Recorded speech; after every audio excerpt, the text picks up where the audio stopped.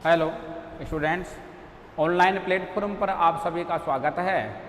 आज हम जो बीए पार्ट सेकंड के जो सेकंड पेपर की हम बात कर रहे थे, यानी सेकेंड ईयर का जो सेकंड पेपर है, यदि उसकी हम बात करें तो हमारे पास में जो पेपर था वह पेपर आता है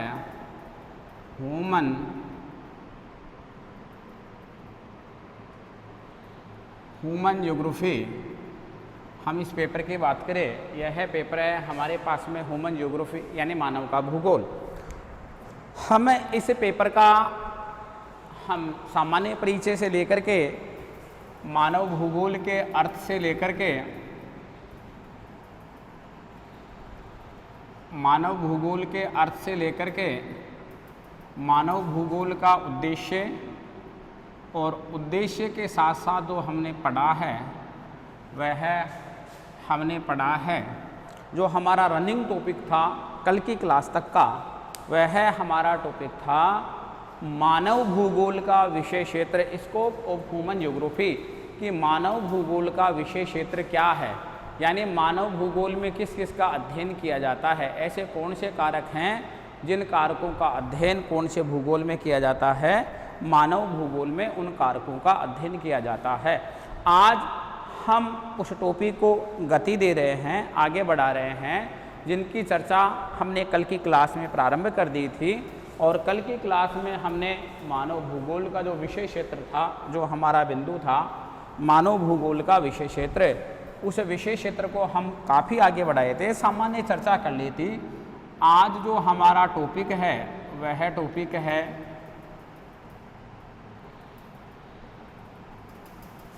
मानव भूगोल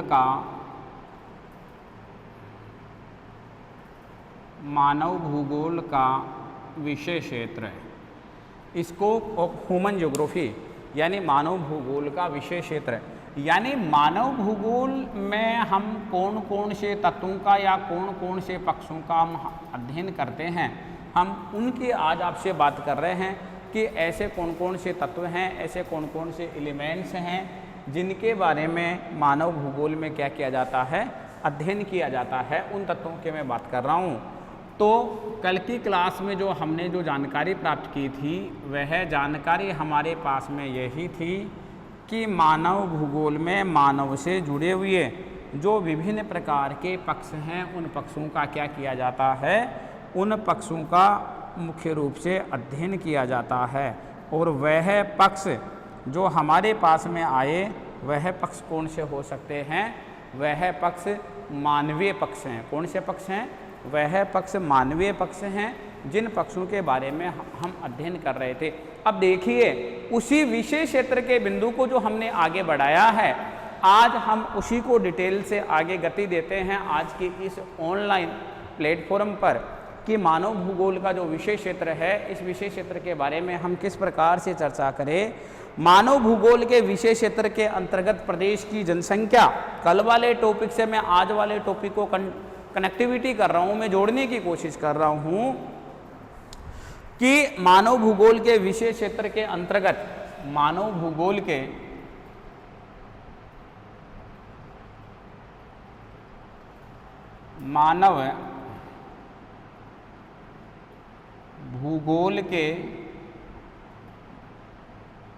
विषय क्षेत्र के अंतर्गत, मानव भूगोल के विषय क्षेत्र के अंतर्गत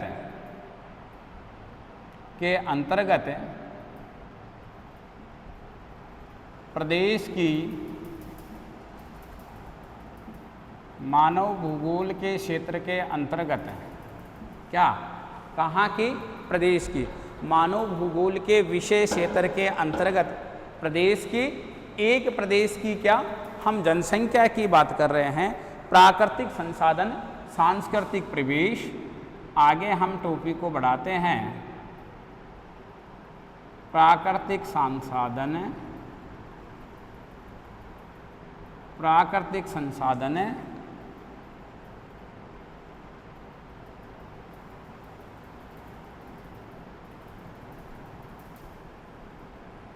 प्राकृतिक संसाधन, सांस्कृतिक परिवेश, एनवायरमेंट,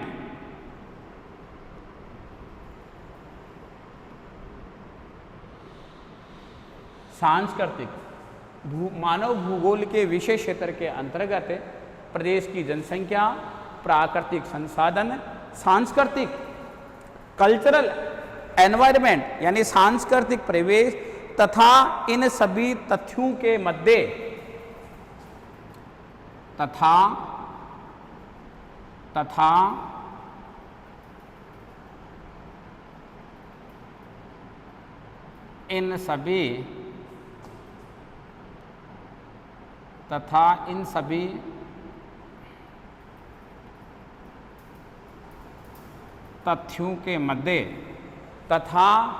इन सभी तथ्यों के मध्य ये जितने भी सारे मैंने एलिमेंट्स लिखे हैं, ये सारे मैंने तथ्य लिखे हैं, इन तथ्यों के क्या मध्य कार्यात्मक संबंधों का अध्ययन समाहित है। कार्यात्मक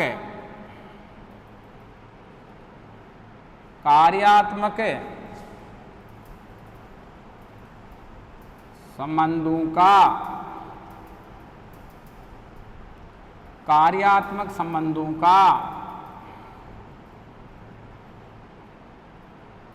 अध्ययन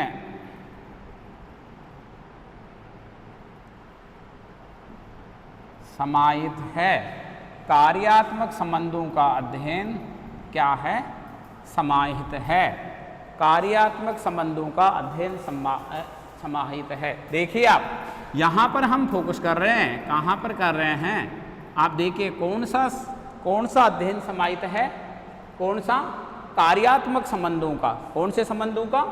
कार्यात्मक संबंधों का, यानी फंक्शनल रिलेशन की मैं बात कर रहा हूं आपसे। जो ये फंक्शनल रिलेशन है, इस फंक्शनल रिलेशन की आपसे बात कर रहा हूं। मानव भूगोल के विषय क्षेत्र के अंतर्गत एक प्रदेश की जनसंख्या, नेचुरल रिसोर्सेज यानी प्राकृतिक संसाधन, वहां का कल्चरल परिवेश तथा इन सभी तथ्यों के मध्य, ये सभी तथ्य जिनको मैंने ट्रेसिंग किया है, जिसमें जनसंख्या है, जिसमें प्राकृतिक संसाधन है और जिसमें सांस्कृतिक परिवेश है, इन सभी तथ्यों के मध्य ये जितने भी सारे क्या है हमारे पास में तथ्य, इन सभी तथ्यों के मध्य कौन सा संबंध है? फंक्शनल रिलेशन है, फंक्शनल रिलेशनशिप है, कार्यात्मक संबंध है। व्याख्या करते हैं हम, इनको एक दूसरे के साथ मैच करवाते हैं, यानी फंक्शनल कार्यात्मक संबंधों का अध्ययन समाहित है, शामिल है। देखिए आप, मानव भूगोल विषय क्षेत्र के अंतर्गत प्रदेश की जनसंख्या, अर्थात माना एक प्रदेश की बात करूं तो एक प्रदेश हमारे पास में एशिया के संदर्भ में क्या है? एशिया के संदर्भ में भारत है। तो मैं आपसे बात कर रहा हूं भारत की क्या? मैं भारत की आपसे बात कर रहा हूं किसकी? जनसंख्या की। ठीक है, देखो हम इसी लाइन की व्याख्या कर रहे हैं, क्योंकि थ्योरेटिकल टॉपिक है हमारा। मानव भूगोल के विषय क्षेत्र के अंतर्गत प्रदेश की जनसंख्या। अब हमने एशिया के संदर्भ में प्रदेश के नाम से संबोधित किसको किया? भारत को संबोधित किया है। इस भारत की कौन सा एलिमेंट्स? जनसंख्या वाला, क्योंकि मानव भूगोल पढ़ रहे हैं तो मानव से जुड़े हुए ही विभिन्न प्रकार के हम तत्वों के बारे में चर्चा करेंगे। मुख्य रूप से हम बात करें वहाँ की जनसंख्या। अब जिस जनसंख्या के बारे में हम पढ़ रहे हैं, अब जनसंख्या के मध्य और वहाँ के प्राकृतिक और सांस्कृतिक परिवेश के मध्य, परिवेश का मतलब होता है एनवायरनमेंट, वातावरण की मैं बात कर रहा हूँ आपसे, कि वहाँ के वातावरण के मध्य जो संबंध होता है, उस संबंध की मैं आपसे बात करना चाह रहा हूँ कि वह संबंध कैसा होता है? वह संबंध कार्यात्मक संबंध होता है। अब मानव की जो जनसंख्या का कारक है, इस जनसंख्या के कारक में क्या आप वहाँ की जनसंख्या वितरण के बारे में नहीं पढ़ोगे? यानी आप जब मानव से जुड़ा हुआ हमारे पास में बिंदु आया जनसंख्या, और हम प्रदेश की बात करें एशिया के संदर्भ में भारत की, तो हमारे पास में बिंदु कौन सा, जनसंख्या का वितरण, डिस्ट्रीब्यूशन ऑफ पॉपुलेशन। इसका मतलब मैं आपसे बात करूं जनसंख्या की वृद्धि, यानी जनसंख्या वृद्धि आ रही है हमारे पास में।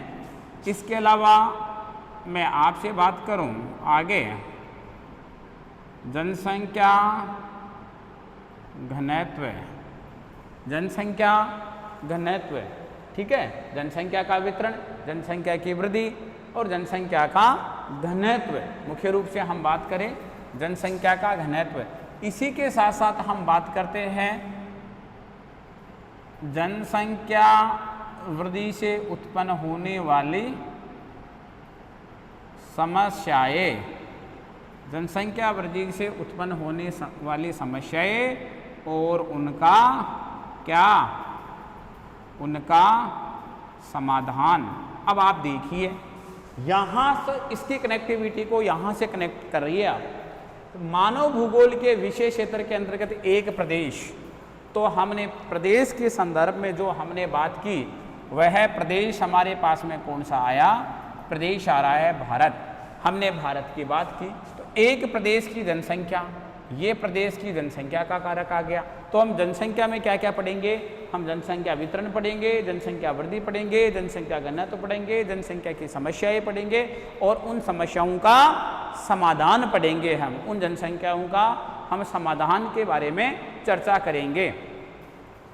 जब एक प्रदेश की हम जनसंख्या के इन बिंदुओं की बात करते हैं, अब आगे जो हमारा बात में अगला वाला कारक आया वो कारक कौन सा है, प्राकृतिक संसाधन। कौन सा संसाधन है, वह संसाधन आता है हमारे पास में कौन सा, प्राकृतिक संसाधन, ठीक है ना। हम बात कर रहे हैं प्राकृतिक संसाधन की। देखिए यदि मैं आपसे कौन से संसाधन की बात करूं, मैं आपसे बात करता हूं प्राकृतिक संसाधन की। कौन सा संसाधन, प्राकृतिक संसाधन। अब आप प्राकृतिक संसाधन में एक प्रदेश के प्राकृतिक संसाधन बात करें आप प्राकृतिक संसाधनों की। देखिए प्राकृतिक संसाधन में हम मिट्टी को शामिल करेंगे। किसको शामिल करेंगे, मिट्टी को शामिल करेंगे। हम मिट्टी के साथ साथ वहाँ के वन संपदा को शामिल करेंगे, वहाँ की वन संपदा भी शामिल हो जाएगी। इसी के साथ साथ प्राकृतिक संसाधनों में हम किसको शामिल करेंगे, हम खनिजों को भी, यानी मिनरल्स को भी शामिल करेंगे। खनिज भी इसी में ही शामिल हो जाएंगे। किस में शामिल हो जाएंगे, प्राकृतिक संसाधन में हो जाएंगे। तो ये कुछ उदाहरण आए हैं अपने पास में, जैसे मिट्टी है, वन है, खनिज है, वहाँ की प्राकृतिक वनस्पति में ये आपका वन संपदा आ ही रही है। तो प्राकृतिक संसाधन, ठीक है ना, जिनके बनने में, जिनके नष्ट होने में मुख्य रूप से प्रकृति का ही महत्वपूर्ण योगदान होता है। सांस्कृतिक परिवेश, अब मैं आपसे बात करूं कौन से परिवेश की, सांस्कृतिक परिवेश की। यदि मैं आपसे सांस्कृतिक परिवेश की बात करता हूं, सांस्कृतिक परिवेश की बात करता हूं, तो इसी सांस्कृतिक परिवेश को जो मैंने परिवेश शब्द लिखा है, इसी परिवेश शब्द को मैं नया एक नाम से और संबोधित कर सकता हूँ। क्या, एक नया नाम जो अपने पास में आया है, वह नया नाम क्या आया है, वह नया नाम आया है यानी सांस्कृतिक वातावरण। यानी मानव जिस स्थान पर रहता है, मानव जिस स्थान पर रहता है, मानव जिस स्थान पर व्यवसाय करता है, मानव जिस स्थान पर रहता है, मानव जिस स्थान पर व्यवसाय करता है, यानी मानव जिन्हें अपने से जुड़े हुए जो कार्य, मानव से जुड़े हुए जो कार्य होते हैं, उन कार्यों को जो संपादित करने का कार्य करता है, वही मानव का सामाजिक प्रवेश होता है, वही मानव का कल्चरल एनवायरनमेंट होता है। जैसे मैं कुछ उदाहरणों के माध्यम से आपके पास में मैं पेश करूं कि ऐसे वो कौन कौन से उदाहरण हैं जिनके माध्यम से हम सांस्कृतिक प्रवेश का निर्माण होता है। इसमें हमारे पास में तत्व आएंगे मानव अधिवास। कौन से तत्व आएंगे हमारे पास में, हमारे पास में उसमें तत्व आएंगे मानव अधिवास।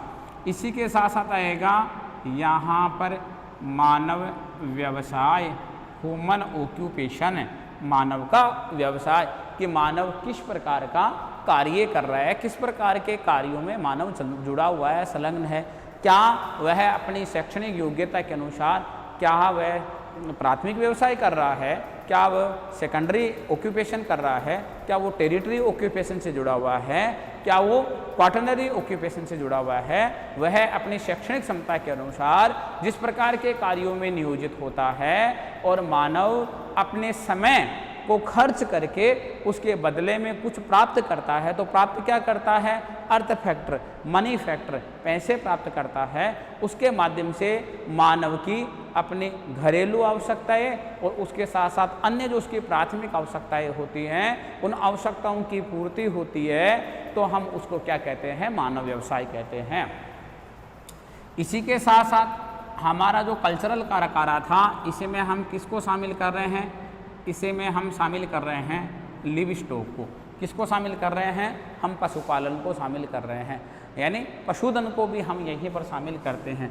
यहीं पर हम किसको शामिल करते हैं, यहीं पर हम मानव के व्यापार, मानव से जुड़ा हुआ ट्रेड, ह्यूमन ट्रेड, यानी जिसमें कई प्रकार होते हैं, तो मानव का व्यापार भी सांस्कृतिक प्रवेश में ही शामिल होता है।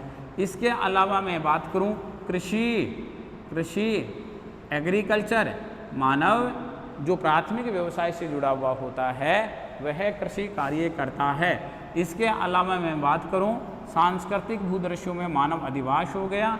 इसके अलावा विभिन्न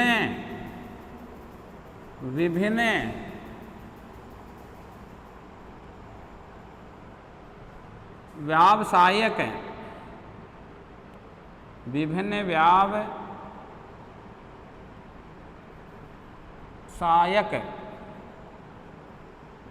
विभिन्न व्यावसायिक भवन, यानी कॉमर्शियल प्रकार की बिल्डिंग्स, जैसे हॉस्पिटल है, जैसे कोई शैक्षणिक संस्था है, जैसे कोई एडम ब्लॉक है, जैसे कोई प्रशासनिक भवन है, आदि सारे किसमें शामिल होंगे, आदि सांस्कृतिक प्रवेश में शामिल होंगे। तो हमने इन तीनों, जनसंख्या, प्राकृतिक संसाधन और सांस्कृतिक प्रवेश, इनका हमने यहाँ पर विस्तृत चर्चा की है।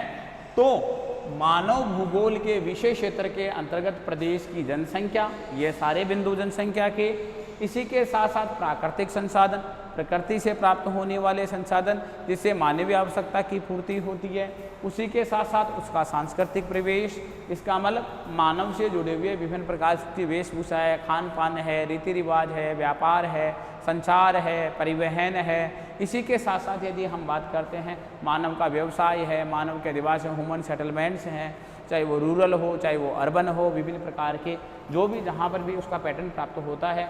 इसके अलावा हम बात करें सांस्कृतिक प्रवेश तथा इन सभी तथ्यों के मध्य, इन तथ्यों के मध्य, मैं इन्हीं तथ्यों की बात कर रहा हूँ आपकी, तथा इन सब तथ्यों के मध्य कार्यात्मक संबंधों का अध्ययन समाहित है। इनके मध्य आपस में, इन संबंधों में कौन से कार्य होते हैं, क्या भौतिक प्रवेश में कौन से कार्य का संबंध होता है, सांस्कृतिक प्रवेश में कौन से कार्य का संबंध होता है, और इसी के साथ साथ प्राकृतिक संसाधनों में कौन से कार्यों का यानी कौन से कार्य समाहित होते हैं। इन सब की चर्चा आज हम जो कर रहे हैं वह कर रहे हैं ये मानव भूगोल का विषय क्षेत्र है। इन सब का अध्ययन करना और वो भी विस्तृत अध्ययन करना और इनकी जानकारी उपलब्ध करवाना, जो उपलब्ध करवाता है उस शास्त्र का नाम है ह्यूमन ज्योग्राफी। तो मानव भूगोल, मानव का जो मानव भूगोल का विषय क्षेत्र है उसमें जनसंख्या को शामिल करता है, उसमें प्राकृतिक संसाधनों को शामिल करता है, और उसी के साथ साथ उसमें किसको शामिल करता है, उसमें सांस्कृतिक प्रवेश को शामिल करता है।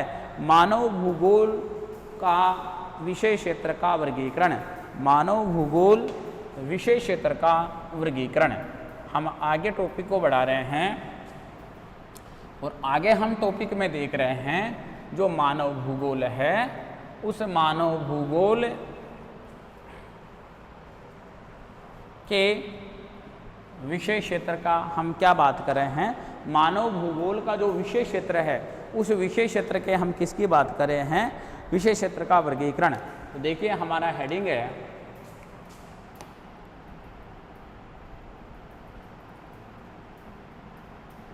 यही एडिंग, इसी को मैं आगे बढ़ा रहा हूँ। मानव भूगोल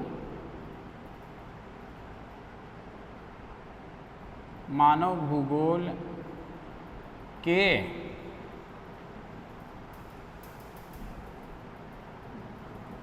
विषय क्षेत्र का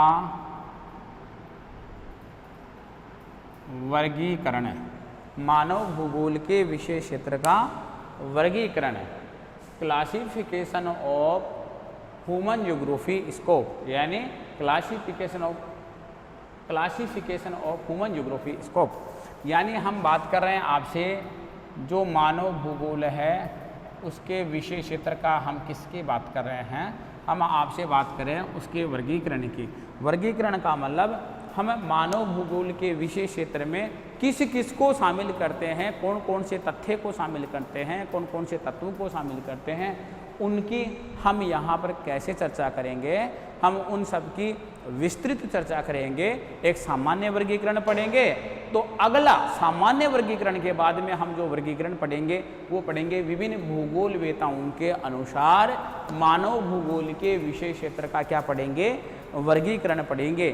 तो आप सबसे पहले हम जिसकी बात कर रहे हैं वह हमारे पास में वर्गीकरण आता है जनसंख्या का भौगोलिक अध्ययन। पहला वर्गीकरण का बिंदु आ रहा है हमारे पास में। जो पहला बिंदु आया वह बिंदु आता है जनसंख्या का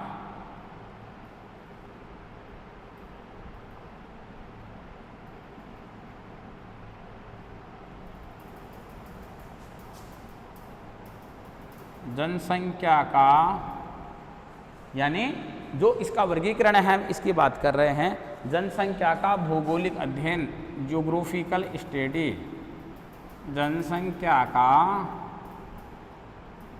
भौगोलिक अध्ययन, यानी जनसंख्या का भौगोलिक अध्ययन। शब्द को पकड़ने की कोशिश करें, शब्द को आप वाच करें कि मैं कौन से अध्ययन की बात कर रहा हूँ। मैं आपसे जो बात करना जा रहा हूँ वो मैं बात ये कर रहा हूँ कि जनसंख्या के हम कौन से अध्ययन की बात कर रहे हैं, हम जनसंख्या के भौगोलिक अध्ययन की, ज्योग्राफिकल स्टडी की बात कर रहे हैं। इसका मतलब ज्योग्राफिकल स्टडी, यहाँ जो टर्मोलॉजी आई है, जो शब्द आया है उसको देखिए आप। हम बात करते हैं जनसंख्या के कौन से अध्ययन की बात करते हैं, भौगोलिक अध्ययन की। कैसे, जैसे मैं आपको बताऊं कि विश्व के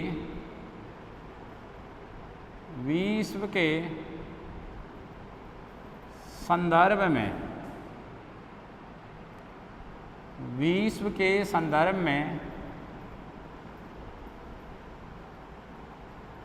जनसंख्या, पहला बिंदु, ठीक है, जनसंख्या से संबंधित। अगला बिंदु एशिया के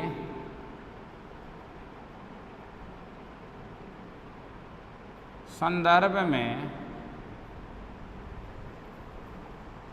एशिया के संदर्भ में जनसंख्या, दूसरा बिंदु। तीसरा बिंदु भौगोलिक अध्ययन की बात कर रहा हूं मैं, इस शब्द की व्याख्या कर रहा हूं आपसे। मैं तीसरे शब्द की आपसे बात करूं, भारत के संदर्भ में जनसंख्या। देखिए आप, मैं बात कर रहा हूँ आपसे सामान्य वर्गीकरण की। मानव भूगोल का कौन सा वर्गीकरण है, मैं आपसे बात कर रहा हूँ मानव भूगोल के सामान्य वर्गीकरण की। जब मैं मानव भूगोल के सामान्य वर्गीकरण की आपसे बात कर रहा हूँ कि मानव भूगोल का सामान्य वर्गीकरण क्या है, मानव भूगोल का सामान्य वर्गीकरण क्या है, तो मैं उस वर्गीकरण की आपसे बात करना चाह रहा हूँ।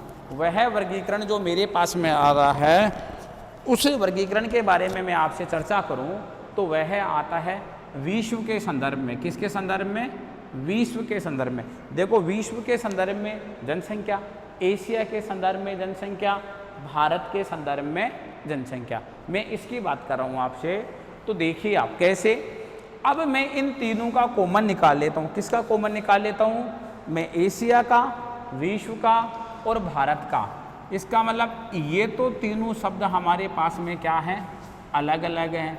एक तरफ हमारे पास में क्या है, विश्व है, एक तरफ क्या है, एशिया है, और एक तरफ हमारे पास में क्या है, भारत है। ठीक है ना। देखिए जनसंख्या का भौगोलिक अध्ययन यानी जोग्राफिकल स्टडी ऑफ पॉपुलेशन, जनसंख्या का भौगोलिक अध्ययन की मैं बात कर रहा हूं आपसे। तो बात करें, ये तीन चीजें हमारे पास में अलग अलग आई हैं। एक तो विश्व अलग आया है, एक एशिया अलग आया है, एक भारत अलग आया है। ठीक है ना। बल्कि कॉमन कारक कौन सा है, जनसंख्या। तीनों में ही कॉमन कारक कौन सा है, जनसंख्या। तो मैं विश्व में भी जनसंख्या वितरण पढ़ूंगा, तो मैं विश्व में भी जनसंख्या वितरण पढ़ूंगा। देखिए आप, मैं एशिया में भी जनसंख्या का वितरण पढ़ूंगा और मैं भारत में भी जनसंख्या का वितरण पढ़ूंगा कि किस स्थान विशेष पर कितनी जनसंख्या पाई जाती है, जनसंख्या का बंटवारा किस प्रकार से है, मैं वो वितरण पढ़ूंगा। ठीक है। इसके अलावा मैं विश्व के संदर्भ में भी क्या पढ़ूंगा, मैं जनसंख्या वृद्धि पढ़ूंगा। विश्व के संदर्भ में भी मैं क्या पढ़ूंगा, जनसंख्या वृद्धि पढ़ूंगा। तो मैं एशिया महाद्वीप के संदर्भ में भी जनसंख्या की वृद्धि पढ़ूंगा और मैं भारत के संदर्भ में भी क्या पढ़ूंगा, जनसंख्या की वृद्धि पढ़ूंगा। आगे पढ़ूं कि जनसंख्या घनत्व, आगे हमारे पास में बिंदु क्या आ रहा है, जनसंख्या घनत्व। तो विश्व के संदर्भ में जनसंख्या घनत्व, एशिया के संदर्भ में जनसंख्या घनत्व और भारत के संदर्भ में जनसंख्या घनत्व, ज्योग्राफिकल अध्ययन, ज्योग्राफिकल स्टडी। ठीक है ना। इसके अलावा मैं बात करूं विश्व जनसंख्या की समस्याएं, विश्व जनसंख्या की समस्याएं, एशिया महाद्वीप में जनसंख्या की समस्याएं और भारत में जनसंख्या की समस्याएं, कॉमन बिंदु आ गया, ज्योग्राफिकल अध्ययन। इसके अलावा मैं बात करूं विश्व में जनसंख्या का समाधान, विश्व में जनसंख्या का समाधान, भारत में जनसंख्या का समाधान और एशिया में जनसंख्या का समाधान। हमारा हेडिंग क्या था, हमारा हेडिंग था जनसंख्या का भौगोलिक अध्ययन। जनसंख्या का कौन सा अध्ययन, जनसंख्या का भौगोलिक अध्ययन। तो विश्व के संदर्भ में हमने जनसंख्या हेडिंग डाला, एशिया के संदर्भ में हमने जनसंख्या डाला और भारत के संदर्भ में हमने जनसंख्या डाला। तो हमने विश्व में भी जनसंख्या का वितरण पढ़ेंगे, एशिया में भी जनसंख्या का वितरण पढ़ेंगे और भारत में भी जनसंख्या का वितरण पढ़ेंगे। हम विश्व में भी जनसंख्या वृद्धि पढ़ेंगे, एशिया में भी जनसंख्या वृद्धि और भारत में भी जनसंख्या वृद्धि। इसी प्रकार से ऑल ओवर यानी होल वर्ल्ड की मैं बात करूं आपसे, यानी संपूर्ण विश्व की बात करूं, तो संपूर्ण विश्व में एक फैक्टर को कॉमन मान करके और उसका रीजनल स्टडी करना, एशिया के महाद्वीप के संदर्भ में, देश के प्रदेश के संदर्भ में, वहाँ के प्रांत के संदर्भ में, वहाँ के जिले के संदर्भ में उसका अध्ययन करना, अर्थात उस प्रकार के अध्ययन को बोलते हैं जनसंख्या का भौगोलिक अध्ययन। कौन सा अध्ययन बोलेंगे, हम जनसंख्या का कौन से अध्ययन की बात कर रहे हैं, हम जनसंख्या के भौगोलिक अध्ययन की बात कर रहे हैं। कौन से अध्ययन की बात कर रहे हैं, जनसंख्या का हम भौगोलिक अध्ययन की बात कर रहे हैं। दूसरा बिंदु आया किसी प्रदेश के प्राकृतिक वातावरण में, दूसरा बिंदु है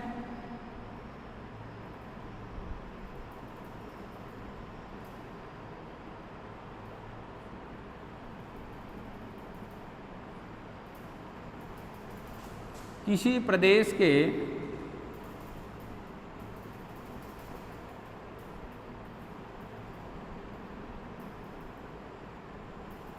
क्या, किसी प्रदेश के प्राकृतिक वातावरण में विद्यमान प्राकृतिक संसाधन, किसी प्रदेश के प्राकृतिक वातावरण में